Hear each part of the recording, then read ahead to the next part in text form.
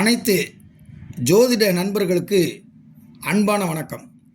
இன்றைக்கி நம்ம இந்த வீடியோவில் என்ன பார்க்க போகிறோம் அப்படின்னா, ஒரு ஜாதகத்தை பார்த்த உடனே அவன் தனவந்தன் அப்படின்னா காசுக்காரனா அல்லது ஏழையா அப்படின்றத பார்க்குறதுக்கு நம்ம முன்னோர்கள் நிறைய விதிகளை சொல்லியிருக்காங்க. அதில் 2 விதிகளை மட்டும் இந்த வீடியோவில் நம்ம பார்க்க போகிறோம். ஒரு சின்ன வீடியோ தான், 2 விஷயம்.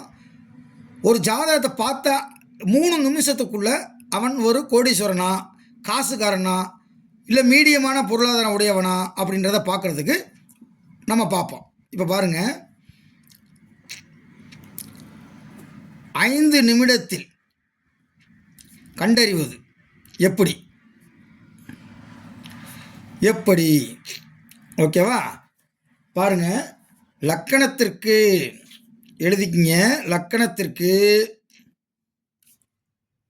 6, 8, 10, 11 குரு, சுக்கிரன் மற்றும் புதன், இந்த 3 இருந்தால் அவன் தனவந்தன். அதுக்கப்புறம் சந்திரனுக்கு 3, 6, 10, 11 சுபராகிய குரு, சுக்கிரன், புதன் இருந்தால் அவனும் தனவந்தன், காசுக்கார ஆளு. இந்த இடத்துல லக்கணத்திலேருந்து 6, 8 மறைவு தானே அப்படின்னு நீங்கள் நினைக்கலாம்.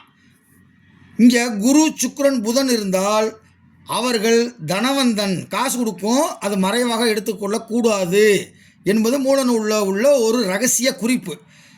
அதாவது ஜோதிடத்தில் எதுவுமே நிரந்தரமான குறிப்பு கிடையாது. ஒரு விதி இருக்கும், அடுத்த விதி வந்தோடனே மேலே உள்ள விதி அடியாயிரும். அப்போ துணை விதிக்கு ஒரு துணை விதி, அந்த துணை விதிக்கு ஒரு துணை விதி, இப்படி இருக்கும், லேயராக இருக்கும். புரியுதா?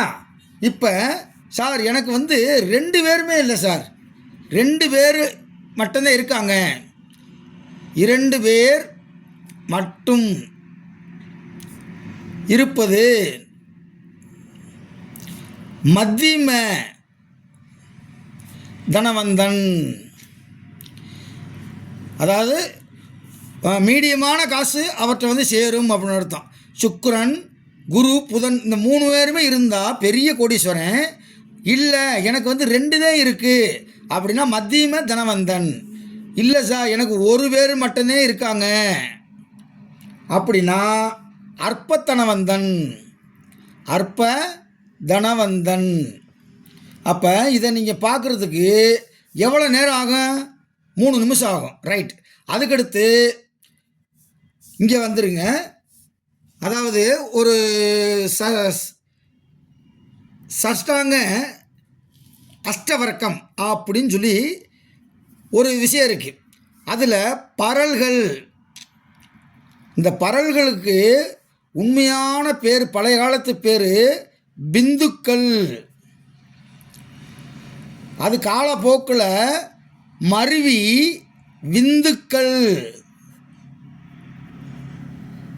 அப்படின்னு மாறிடுச்சு. பிந்துக்கள் தான் இதே தூய தமிழ், அந்த காலத்து முனிவர்கள் பயன்படுத்தின வார்த்தைகள்.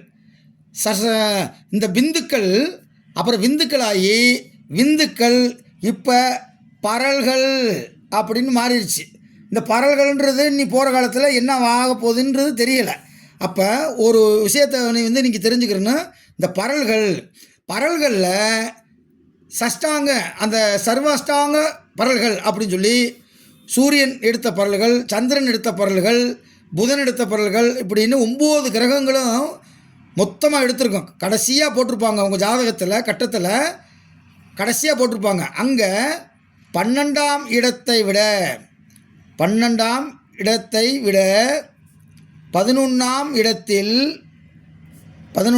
இடத்தில் பரல்கள் அதிகமாக இருந்தால்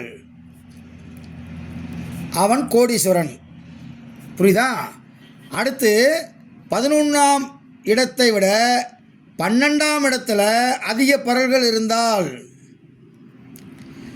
அவன் செலவு பண்ணுற காசுக்கு பூராமே போயிடும். அதாவது 12ஆம் இடம் என்பது விரயஸ்தானம், 11ஆம் இடம் என்பது லாபஸ்தானம். அப்போ லாபஸ்தானத்தில் பரல்களின் எண்ணிக்கை அதிகமாக இருக்க வேண்டும். விரயஸ்தானம் என்று சொல்லக்கூடிய செலவு ஸ்தானத்தில் பரல்களின் எண்ணிக்கை குறைவாக இருக்க வேண்டும். அப்படி இருந்தால் அவன் செல்வந்தன். அப்போ பாருங்கள், இதை நீங்கள் மெதுவாக பார்த்தாலும் 3 நிமிஷம்தான் ஆகும். ஓகேவா? லக்கணத்துலேருந்து பார்க்கணும், சந்திரன்லேருந்து பார்க்கணும்.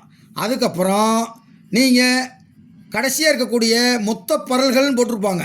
அந்த பரல்களில் டக்குன்னு பாருங்கள், 12ஆம் இடத்தை விட 11ஆம் இடத்துல பரல்கள் எண்ணிக்கை அதிகமாக இருக்குது அப்படின்னா நிச்சயம் அவர் பெரிய கோடீஸ்வரர், செல்வம் இருக்கும்.